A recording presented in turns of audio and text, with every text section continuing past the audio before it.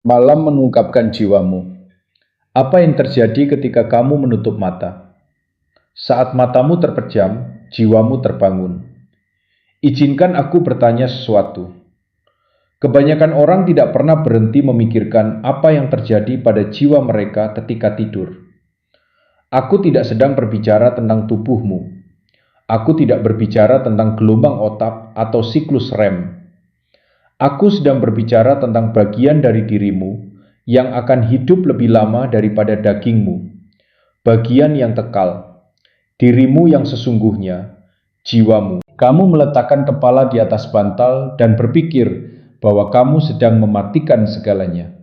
Tetapi di alam yang tidak terlihat, sesuatu justru terbuka. Kamu pikir kamu sedang beristirahat, tetapi jiwamu tidak. Karena tidur bukan sekedar penghentian biologis. Tidur adalah titik akses rohani.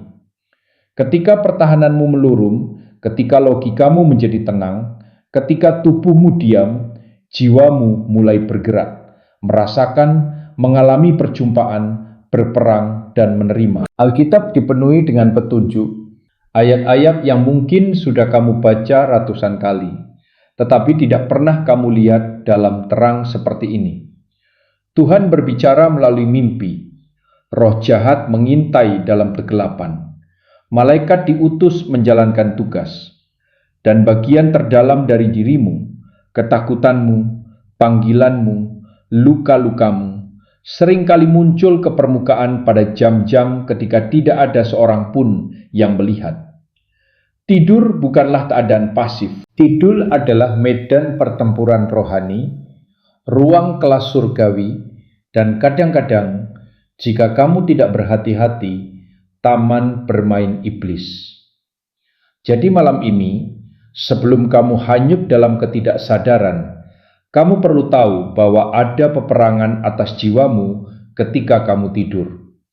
Dan dalam pesan ini, aku akan menunjukkan dengan tepat apa yang sedang terjadi menurut firman Tuhan. Ini bukan tentang kebersihan tidur, ini tentang kelangsungan hidup jiwa. Mari kita masuk lebih dalam. Bagian 1. Tubuh yang tidur, jiwa yang terjaga. Pejamkan matamu sejenak. Bayangkan tubuhmu tertidur sepenuhnya. Detak jantung melambat, napas teratur, pikiran tenang. Tetapi jiwamu, ia terjaga. Bagaimana aku tahu? Karena kitab suci berulang kali memberitahu kita bahwa jiwa tidak tidur seperti tubuh. Pengkhotbah mengatakan, debu kembali menjadi tanah seperti semula, dan roh kembali kepada Tuhan yang memberikannya. Itu berarti tubuhmu bersifat sementara, tetapi rohmu, manusia batinmu, jiwamu bersifat kekal. Dan ketika tubuhmu berbaring di malam hari, rohmu tetap terhubung, entah pada pengaruh surga atau pengaruh neraka. Renungkan itu. Dalam 2 Korintus 5:8, Paulus berkata, berpindah dari tubuh ini berarti diam bersama-sama dengan Tuhan, bahkan dalam kematian yang oleh Alkitab sering digambarkan sebagai sejenis tidur. Jiwamu tidak begitu saja memudar ke dalam kegelapan. Ia langsung memasuki alam yang baru. Jadi mengapa seharusnya berbeda ketika kamu tidur?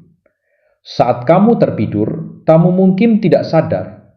Kamu mungkin tidak memegang kendali, tetapi jiwamu tidak pernah terputus dari aktivitas rohani. Masalahnya, kebanyakan orang hidup seolah-olah tidur hanyalah fungsi fisik. Mereka tidak pernah bertanya, kemana perginya jiwaku? Apa yang memengaruhiku saat aku tidur? Mengapa aku bangun dalam keadaan lelah, meskipun sudah tidur 8 jam? Karena kenyataannya, tubuhmu bisa beristirahat, sementara jiwamu sedang bergumul. Tanyakan saja kepada Yakub. Dalam Kejadian 28, ia meletakkan kepalanya untuk tidur, dan tiba-tiba ia melihat sebuah tangga yang menjulang ke sorga. Malaikat-malaikat naik dan turun, dan Tuhan berdiri di atasnya berbicara kepadanya. Ia tidak masuk ke bait suci. Ia tidak berdoa berjam-jam. Ia hanya tidur, tetapi jiwanya terjaga. Tuhan sedang berbicara, malaikat-malaikat sedang bergerak, takdir sedang terbentang, dan ia hampir melewatkannya. Ia terbangun dan berkata, "Sesungguhnya Tuhan ada di tempat ini, dan aku tidak mengetahuinya." Dalam Kejadian 28:16. Izinkan aku bertanya kepadamu, berapa banyak momen ilahi yang telah kamu lewati dalam tidurmu? Berapa banyak peringatan yang terlewat? Berapa banyak serangan yang menyusup karena kamu tidak menjaga jiwamu sebelum tidur? Berapa kali Tuhan mencoba menjangkau kamu di malam hari, tetapi kamu terlalu mati rasa secara rohani untuk menerima.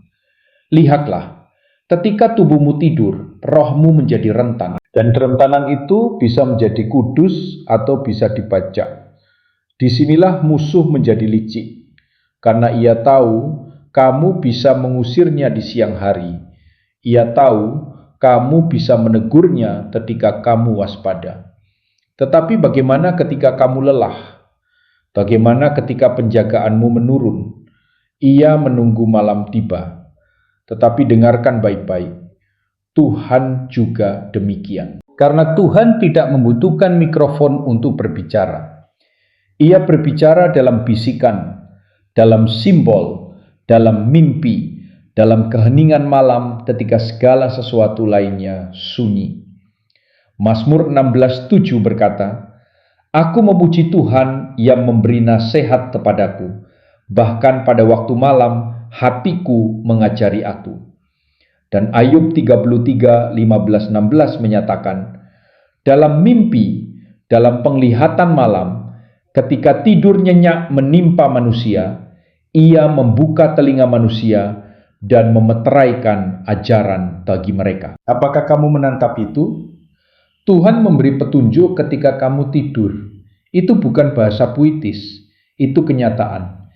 Jiwamu tidak pernah berhenti di malam hari, ia ditempatkan. Entah sedang dipengaruhi oleh roh Tuhan atau disusupi oleh kekuatan kegelapan. Jadi, jika tubuhmu terbaring di tempat tidur, tetapi jiwamu bergumul dalam kecemasan, siksaan, mimpi buruk, atau kebingungan, ada sesuatu yang lebih dalam sedang terjadi. Sesuatu yang bersifat rohani, dan kamu perlu belajar bagaimana berperang, bukan hanya di siang hari, tetapi di jam-jam malam ketika dunia tertidur, tetapi alam roh sepenuhnya terjaga.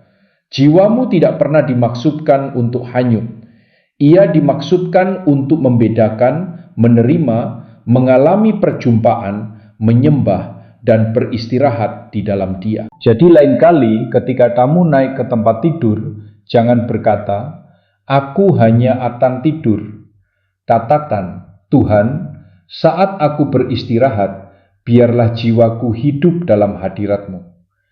Karena tubuh memang tidur, tetapi jiwa tidak pernah tidur. Mimpi, bahasa roh. Mari kita perjelas. Mimpi bukanlah sesuatu yang acak. Mimpi bukan sekedar sisa kebisingan dari otakmu. Mimpi bukan hanya hasil dari apa yang kamu makan saat makan malam. Mimpi, ketika selaras dengan roh, adalah pesan rohani. Sepanjang Alkitab, Tuhan menggunakan mimpi untuk menyatakan, memperingatkan, membimbing, menegur, dan memanggil manusia ke dalam takdir. Dan jika kamu berpikir hal itu berhenti di Perjanjian Lama, kamu sedang melewatkan salah satu cara paling kuat bagaimana Tuhan masih berbicara sampai hari ini. Izinkan aku bertanya sesuatu. Mengapa Tuhan memberikan mimpi kepada Yusuf, Daniel, Firaun, Nebukadnezar, bahkan istri Pilatus, tetapi mengabaikan kamu? Mengapa ia memberikan penglihatan simbolis, instruksi profetik, dan wawasan supranatural kepada orang-orang kudus di masa lalu, tetapi tiba-tiba menjadi diam hanya karena kita memiliki ponsel pintar? Tuhan tidak berhenti berbicara, kitalah yang berhenti mendengarkan. Mari aku tunjukkan betapa seriusnya hal ini. Yusuf tidak menjadi orang kedua setelah Firaun di Mesir karena keberuntungan. Ia naik ke posisi itu karena ia mampu menafsirkan apa yang Tuhan katakan melalui mimpi. Daniel tidak bertahan hidup di Babel karena pengaruh politik. Ia bertahan karena ia memiliki kepekaan rohani, bahkan ketika ia sedang tidur. Dan Yesus sendiri dilindungi dari pembantaian Herodes karena Yusuf menerima mimpi yang memerintahkannya untuk melarikan diri ke Mesir. Apakah kamu pikir mimpi itu opsional?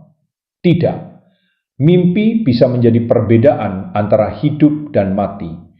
Jadi izinkan aku bertanya kepadamu, apa yang sedang Tuhan coba sampaikan kepadamu saat kamu tidur? Peringatan apa yang telah kamu abaikan karena kamu menganggapnya hanya mimpi aneh? Instruksi apa yang kamu lupakan saat pagi tiba karena kamu tidak menganggapnya serius? Izinkan aku mengajarkan sesuatu yang kuat. Ketika Tuhan berbicara melalui mimpi, biasanya bersifat simbolis. Ia berbicara melalui gambar, kesan, pola, seperti perumpamaan. Mengapa? Karena hal itu memaksa rohmu untuk terlibat. Itu menarikmu ke dalam doa. Itu membuatmu mencari Dia untuk pengertian, bukan bersandar pada pikiranmu sendiri. Amsal berkata, kemuliaan Tuhan ialah merahasiakan sesuatu, tetapi kemuliaan raja-raja ialah menyelidikinya. Mimpi adalah pesan tersembunyi, bukan karena Tuhan ingin membingungkanmu, tetapi karena Ia ingin menarikmu lebih dekat kepadanya. Dan musuh mengetahui hal ini. Itulah sebabnya Ia menciptakan mimpi palsu, mimpi buruk, kebingungan, penyimpangan seksual, tema kegagalan yang berulang, ketakutan, dan siksaan. Tidak setiap mimpi berasal dari Tuhan, tetapi banyak yang berasal darinya, dan kita telah melatih diri kita untuk mengabaikannya. Dengarkan aku baik-baik. Tuhan masih berbicara melalui mimpi, tetapi kamu harus mempersiapkan jiwamu untuk menerima.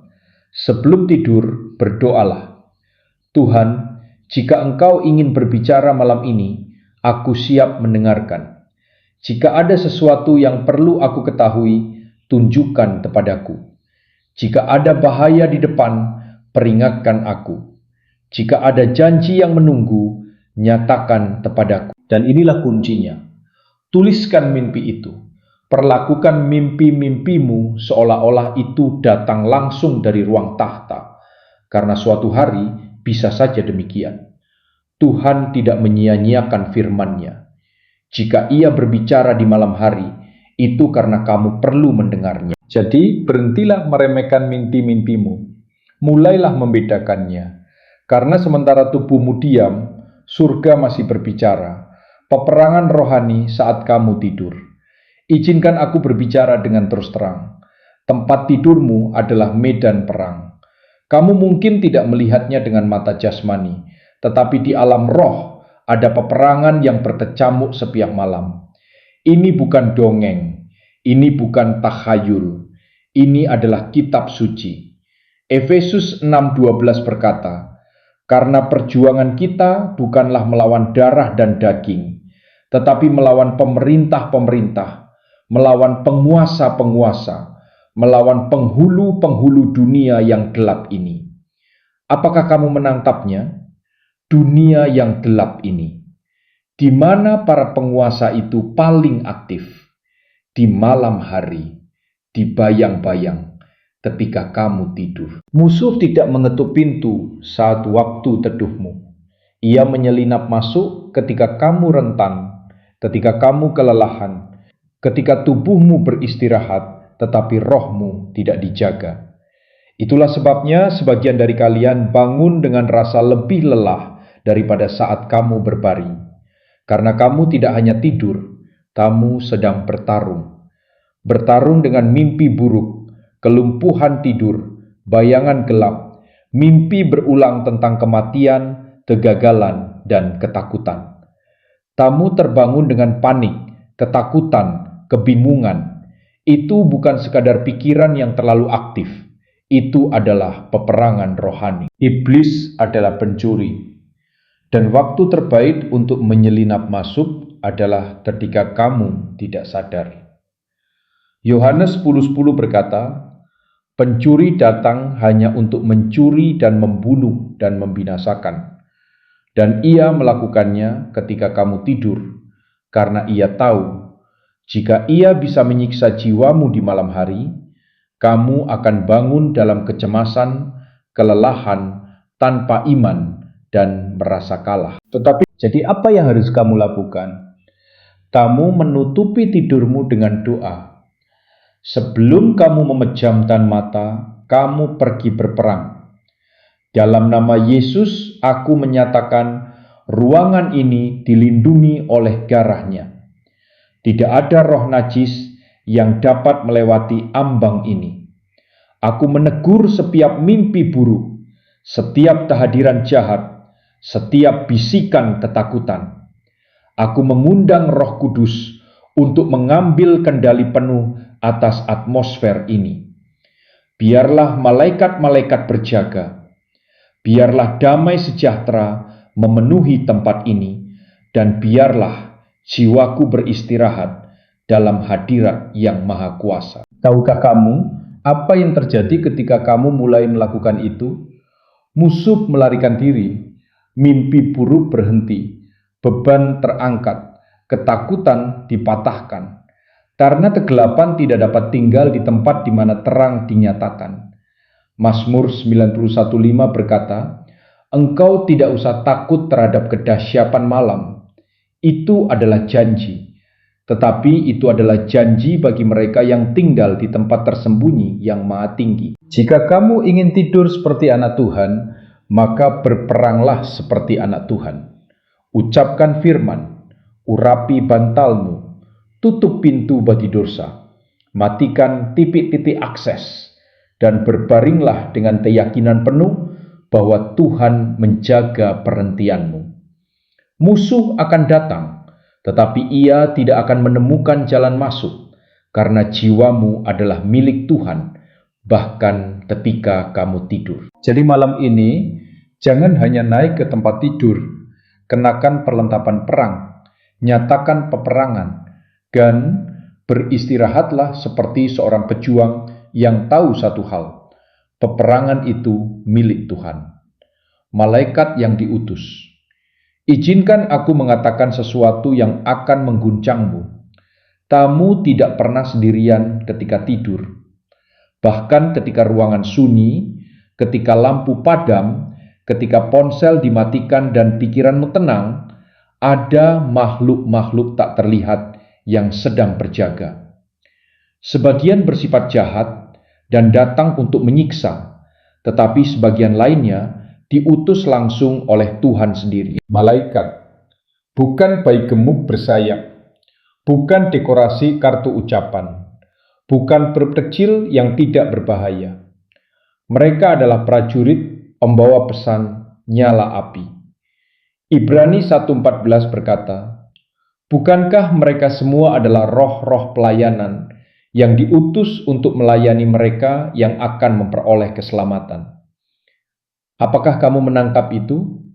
Diutus untuk melayani kamu. Kamu yang percaya, kamu yang ditebus, kamu anak yang maha tinggi yang dilindungi oleh darah. Itu berarti ketika kamu berbaring di malam hari, kamu tidak tanpa perlindungan. Kamu dikelilingi. Mazmur 91:11 menegaskannya. Sebab malaikat-malaikatnya akan diperintahkannya kepadamu untuk menjaga engkau di segala jalanmu. Dan itu termasuk jalan tidur. Izinkan aku menunjukkan betapa kuatnya hal ini. Dalam Matius 1:20, Yusuf sedang tidur, bergumul dengan keputusan apakah ia harus menceraikan Maria secara diam-diam. Dan saat ia tidur, seorang malaikat menampakkan diri dalam mimpi dan menyampaikan kehendak Tuhan. Dalam Kisah Para Rasul 12, Petrus dipenjara, dirantai di antara dua penjaga, dan ia tertidur. Apa yang terjadi? Seorang malaikat datang, mematahkan rantai, membuka pintu penjara, membangunkannya, dan berkata, "Ikutlah aku." Apakah kamu pikir malaikat berhenti bekerja ketika matahari terbenam? Tidak, mereka justru mulai bertugas. Kamu tidak perlu melihat mereka agar mereka nyata. Mereka tidak ditugaskan oleh perasaanmu. Mereka ditugaskan oleh perintah Tuhan. Dan dengarkan ini, mereka tidak berdiri di sana hanya untuk terlihat indah. Mereka melindungi, mereka memperingatkan, mereka berperang, mereka membawa pesan, mereka membawa kekuatan, mereka membungkam musuh.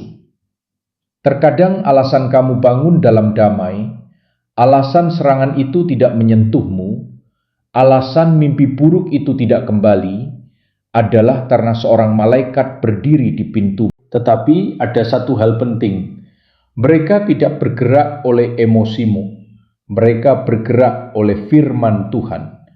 Mazmur 103:20 berkata, "Pujilah Tuhan, hai malaikat-malaikatnya, hai pahlawan-pahlawan perkasa yang melaksanakan firman-Nya." Jadi jika kamu ingin malaikat-malaikat diutus saat kamu tidur, kamu harus memenuhi atmosfermu dengan firman Tuhan. Ucapkan kitab suci sebelum tidur. Nyatakan janji-janji atas rumahmu. Berdoalah dengan suara keras dan penuh otoritas. Berikan malaikat sesuatu untuk dikerjakan, karena surga memiliki para utusan dan mereka tidak menganggur. Mereka sedang menunggu perintah. Malam ini sebelum kamu tidur, doakan ini. Tuhan, perintahkan malaikat-malaikatmu mengenai aku. Biarlah mereka berkemah di sekeliling ruangan ini. Tempatkan mereka di setiap jendela, setiap pintu, setiap sudut. Jangan biarkan kejahatan masuk. Jangan biarkan ketakutan berkuasa. Biarlah mimpiku dijaga, tubuhku aman, dan jiwaku beristirahat dalam damai-Mu. Karena ketika Tuhan mengutus malaikat, neraka harus mundur. Ketika Tuhan berbicara di malam hari. Sekarang mari kita menjadi lebih pribadi. Pernahkah kamu mengalami momen di tengah malam ketika kamu terbangun tanpa alasan yang jelas, tanpa suara, tanpa mimpi, tanpa cahaya, hanya terjaga, dan sesuatu yang dalam di rohmu berbisik, berdoalah, atau dengarkan, atau sekedar aku ada di sini. Itu bukan insomnia, itu bukan karena tandung kemihmu, itu bukan imajinasimu, itu adalah Tuhan. Karena malam adalah salah satu waktu favoritnya untuk berbicara. Bukan karena ia tidak bisa berbicara di siang hari, tetapi karena akhirnya kamu cukup tenang untuk mendengar. Mazmur 16:7 berkata, "Aku memuji Tuhan yang memberi nasihat kepadaku, bahkan pada waktu malam hatiku mengajari aku." Pada musim-musim malam, ketika tubuhmu tidur tetapi jiwamu terduka. Dan Ayub 33:15-16 menegaskannya lagi. Dalam mimpi, dalam penglihatan malam, ketika tidur nyenyak menimpa manusia, ketika mereka terlelap di tempat tidur, ia membuka telinga manusia dan memeteraikan ajaran bagi mereka. Tuhan berbicara di malam hari. Ia memberi petunjuk di malam hari. Ia memeteraikan wahyu di malam hari. Mengapa? Karena pada saat itulah gangguan dimatikan. Ketika notifikasi terdiam, ketika kebisingan dunia mereda, dan rohmu cukup tenang untuk mendengarkan. Izinkan aku menunjukkan sesuatu yang kuat. Dalam 1 Samuel 3, seorang anak muda bernama Samuel sedang berbaring di kemah suci. Dan apa yang Tuhan lakukan? Ia tidak menunggu sampai pagi. Ia tidak mengirim nabi lain. Ia memanggilnya dengan namanya di malam hari. Samuel, Samuel. Dan Samuel, seperti banyak dari kita, mengira itu hanya suara biasa, hanya kebetulan, hanya mimpi. Tetapi akhirnya ia menyadari bahwa Tuhan sedang berbicara. Maka ia mengucapkan kata-kata yang harus dipelajari setiap orang percaya. Berbicaralah Tuhan, sebab hamba-Mu ini mendengar. Izinkan aku bertanya kepadamu, apakah kamu telah melatih jiwamu untuk mendengarkan di malam hari? Ataukah kamu terbangun, membalikan badan, dan langsung menggulir layar? Apakah kamu mengabaikan dorongan untuk berdoa? Apakah kamu membungkam panggilan untuk menyembah karena kamu terlalu lelah? Kamu mungkin sedang melewatkan sebuah perjumpaan ilahi. Kamu mungkin sedang tidur melewati terobosanmu. Kamu mungkin sedang mengabaikan hal yang persis ingin Tuhan sampaikan kepadamu. Karena terkadang jawaban atas doamu tidak datang melalui khotbah. Ia datang dalam keheningan pukul 3 pagi, ketika Bapa berbisik kepada rohmu dan menunggu apakah kamu akan merespons. Jadi inilah tantanganmu. Malam ini ketika kamu berbaring, jangan hanya menutup mata dan memutuskan diri. Masuklah ke dalam perhentian dengan pengharapan. Katakan, Tuhan, jika Engkau ingin berbicara, aku siap mendengarkan. Aku membuka hatiku, pikiranku, rohku. Jika Engkau ingin menegurku, lakukanlah. Jika Engkau ingin memperingatkanku, tunjukkanlah. Jika Engkau ingin berbicara tentang takdir, bisikanlah ke dalam mimpi. Karena Tuhan yang sama yang berbicara kepada Abraham, Yakub, Samuel, dan Yusuf di malam hari, masih berbicara sampai sekarang. Tetapi hanya jiwa yang mau mendengarkan yang akan mendengar. Tidur yang gelisah dan kondisi jiwa. Mari kita jujur. Sebagian dari kalian bukan hanya lelah, kalian tersiksa. Kalian berbaring tetapi tidak benar-benar beristirahat. Tubuh kalian ada di tempat tidur, tetapi jiwa kalian gelisah. Kalian berputar-putar. Kalian terbangun dalam kepanikan. Kalian bermimpi, tetapi semuanya terasa kacau. Kalian bangun dengan perasaan berat, cemas, marah, atau takut. Izinkan aku mengatakan sesuatu yang keras tetapi benar. Tidurmu sedang mengungkapkan kondisi jiwamu. Mazmur 48 berkata, dengan tenteram aku akan berbaring dan tidur, sebab hanya Engkau, ya Tuhan, yang membuat aku diam dengan aman. Apakah kamu menangkap itu? Tidur yang damai adalah buah dari keamanan rohani.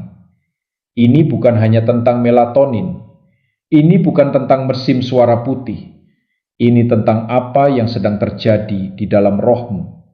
Karena jiwa yang tersiksa tidak dapat menemukan perhentian sejati. Kamu bisa menepuk bantal dan meredupkan lampu. Tetapi jika hatimu penuh dengan rasa bersalah, kepahitan, ketakutan, atau dosa tersembunyi, kamu tidak akan menemukan damai. Yesaya 57, 20-21 berkata, orang fasik adalah seperti laut yang bergelora, yang tidak dapat tenang, yang airnya menghempaskan lumpur dan kotoran. Tidak ada damai, firman Allahku, bagi orang fasik. Itu berat, tetapi itu nyata. Sebagian dari kalian mengalami tidur yang terganggu karena masalah rohani yang belum diselesaikan. Izinkan aku menyebutkan beberapa. Ketidakmengampunan. Kamu memegang kepahitan dan itu meracuni rohmu. Dosa tersembunyi. Kamu menjalani kehidupan ganda dan berharap nuranimu tidak mengejarmu. Ketakutan. Kamu lebih mempercayai berita daripada mempercayai Tuhan. Rasa malu yang belum kamu akui kepada siapapun. Dan musuh terus menggunakan masa lalumu untuk melawanmu. Itulah sebabnya jiwamu tidak bisa tenang. Ini bukan hanya jadwalmu. Ini bukan hanya stres. Ini bukan hanya hormon. Ini adalah keadaan rohmu. Tetapi inilah kabar baiknya. Tuhan ingin memberimu perhentian. Perhentian yang nyata. Matius 11, 28-29 berkata, marilah kepadaku, semua yang letih lesu dan berbeban berat. Aku akan memberi kelegaan kepadamu. Kamu akan mendapat ketenangan bagi jiwamu. Apakah kamu mendengarnya? Bukan hanya ketenangan bagi tubuhmu, tetapi ketenangan bagi jiwamu. Itu berarti damai yang lebih dalam daripada kasurmu. Damai yang tidak datang dari luar, tetapi dari dalam. Dan cara untuk mendapatkan perhentian itu sederhana, tetapi mahal. Kamu harus berserah sebelum tidur. Jangan hanya menyikat gigi dan memeriksa ponselmu. Berlututlah, letakkan bebanmu di kaki Yesus. Bertobatlah, mengampuni, melepaskan, mengakui hal-hal tersembunyi, mengundang Roh Kudus masuk ke tempat-tempat gelap, meminta Dia membersihkan apa yang telah kamu kubur, meminta Dia menyelidikimu dan menyembuhkan. Karena jiwa yang bersih tidur dengan nyenyak, dan jiwa yang berserah menemukan damai. Jika kamu ingin tidur dalam damai, berjalanlah dalam ketaatan. Musuh menyiksa di tempat pintu masih terbuka, tetapi ketika pintu itu ditutup melalui pertobatan dan dilindungi oleh darah Yesus, ia kehilangan akses. Jadi malam ini, jika jiwamu gelisah, jika kamu bangun dalam keadaan terkuras, terganggu, atau cemas, tanyakan ini pada dirimu sendiri. Apakah jiwaku benar-benar sudah berserah? Karena damai tidak datang dari pil, damai datang dari hadirat Dia yang memulihkan jiwamu. Dan ketika Dia memiliki hatimu, Dia akan memberimu perhentiannya. Perjumpaan profetik dan pewahyuan supranatural. Izinkan aku mengatakan sesuatu yang berani.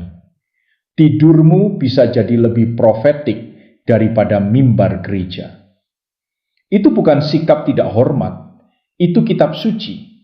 Karena Tuhan tidak menunggu hari Minggu untuk berbicara. Ia tidak membutuhkan panggung. Ia tidak membutuhkan mikrofon. Ia berbicara ketika rohmu paling terbuka, seringkali di malam hari. Kitab Yoel menyatakan bahwa setelah roh dicurahkan, anak-anak akan bernubuat, orang tua akan bermimpi, dan orang muda akan mendapat penglihatan.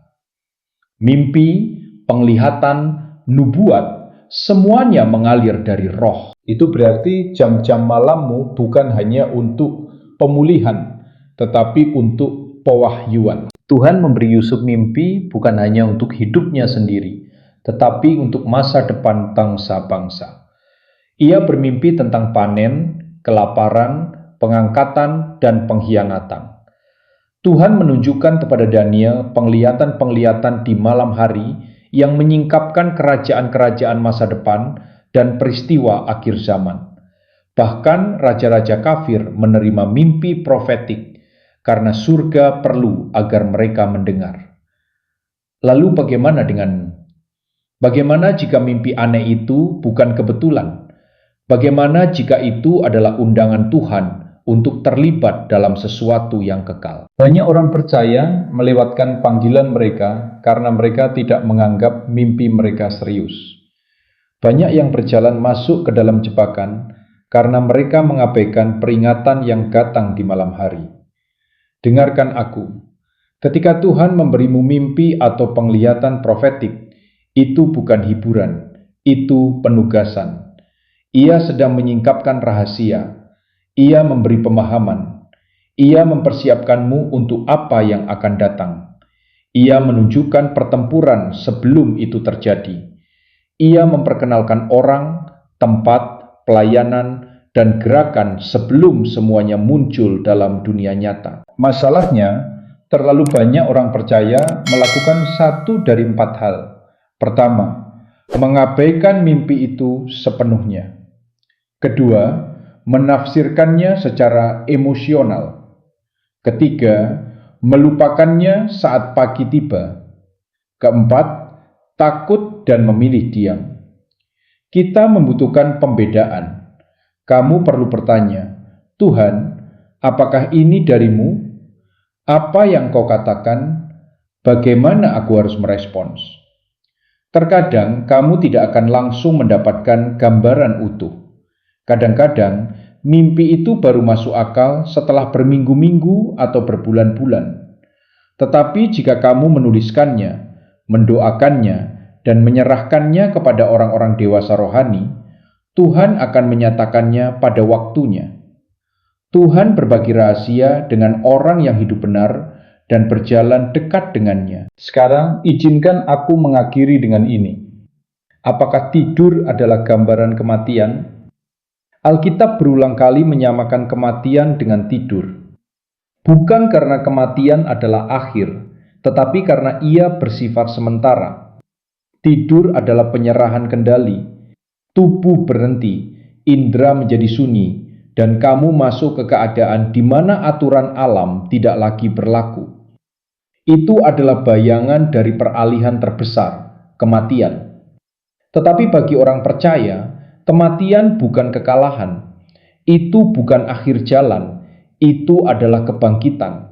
Itu adalah terbangun dalam kemuliaan, berhadapan muka dengan Yesus. Seperti Tuhan menjaga kamu saat tidur, Ia juga menjaga kamu dalam kematian. Tidur bukan sesuatu yang menakutkan. Tidur itu kudus. Itu adalah latihan kepercayaan. Kamu tidur karena kamu percaya akan bangun. Dan suatu hari, kamu akan mati dalam iman, percaya bahwa Dia yang memegang jiwamu akan membangkitkanmu kembali. Jadi jangan hanya tidur, berserahlah. Tidur bukan sekedar jeda dari hidup. Tidur adalah medan pertempuran, tempat perlindungan, ruang belajar, cermin dan latihan menuju kekekalan. Kamu bukan hanya tubuh yang terbaring di tempat tidur. Kamu adalah jiwa yang memasuki alam rohani setiap malam. Dan apa yang terjadi di sana penting. Malam ini, jangan tidur seperti tadi malam. Persiapkan jiwamu. Berdoalah sebelum tidur. Tolak abses musuh. Undang Roh Kudus menaungi ruanganmu. Harapkan mimpi. Harapkan perlindungan. Harapkan pewahyuan. Harapkan peperangan. Dan harapkan kemenangan. Karena ketika kepalamu menyentuh bantal, dua alam mulai bergerak. Sorga bersiap berbicara, neraka mencari celah, dan jiwamulah yang memilih. Saat kamu menutup mata, jangan berkata, "Aku akan tidur." Katakan, "Tuhan, aku berserah. Tubuhku beristirahat, tetapi jiwaku milikmu." Karena sekarang kamu tahu kebenarannya.